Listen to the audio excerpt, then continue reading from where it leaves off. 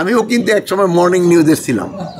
ঢাকা ইউনিভার্সিটিতে যে সময় আমি পড়তাম এবং ঢাকা কলেজে যে সময় পড়তাম সেই সময় আমি কিন্তু মর্নিং নিউজের সাংবাদিকতা করছি। তা আপনি ওই একটা প্রশ্ন করছেন যেটা যাদের ধরেন ওই ফুটেজ আছে আছে তাদের কিন্তু ধরার চেষ্টা করা হচ্ছে, ডেইলি কিন্তু তাদের দুই একজন করে ধরা পড়তেছে।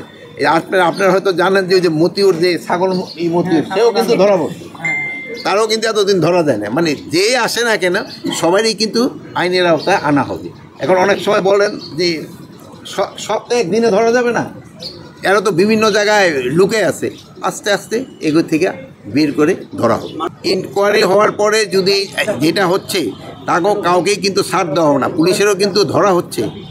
আপনারা সেদিন দেখলেন যে ধরার ভিতরে একটা আবার পালায়ও গেল, এক ওসি ধরা হয়েছে, আবার ধরার থেকে কিন্তু পালায়ও গেছে। যে ধরা হচ্ছে না এটা আপনারা বলেন না, ধরা হচ্ছে বাট ইনভেস্টিগেশনের পরে ধরা হচ্ছে। আমার কাছে যে তালিকা আছে আপনি তো তালিকাটা শোনেন, আপনি আমার একটা অনুরোধ, আপনার তালিকাটা একটু পুলিশ হেডকোয়ার্টারে দিয়েন।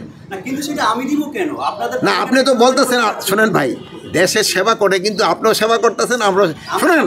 না আমার কথা কয়, আপনার একটা তালিকা যদি থাকে আমার তো দিতে অসুবিধা নাই ভাই। আপনার কাছে যদি না আমার কথা শেষ করতে দেন। আপনার কাছে যদি তালিকা থাকে আপনি আমাকে দেন, আমি শোনেন এই সাংবাদিকতা আমিও কিন্তু একসময় মর্নিং নিউজে ছিলাম। ঢাকা ইউনিভার্সিটিতে যে সময় আমি পড়তাম এবং ঢাকা কলেজে যে সময় পড়তাম সেই সময় আমি কিন্তু মর্নিং নিউজের সাংবাদিকতা করছি। সেই সময় কিন্তু এত কিন্তু বড় ছিল না, সেই সময় আমাদের দিত 20 টাকা আর প্রতিটা লাইনের জন্য 10 পয়সা করে আর একটা করে পেপার বেশি। এই জন্য আপনার যত বেশি সংবাদ হতো ইন্ডিভিজুয়ালের অত বেশি পয়সা পাওয়া যেত। বাট এখন আপনাদের বিস্তৃতি হয়েছে, আপনারা খুব ভালো ভালো কাজ করছেন।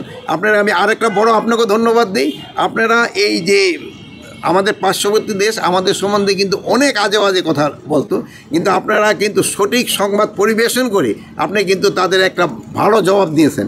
এই জন্য কিন্তু এরা এখন আর এই আজে বাজে কথা কিন্তু এরা লিখে না। তা আমি আপনাদের কাছে এই জন্য আপনাদের কাছে আমি কৃতজ্ঞ এবং আপনাকে আমি ধন্যবাদ দিচ্ছি। আপনারা খুবই ভালো কাজ করছেন।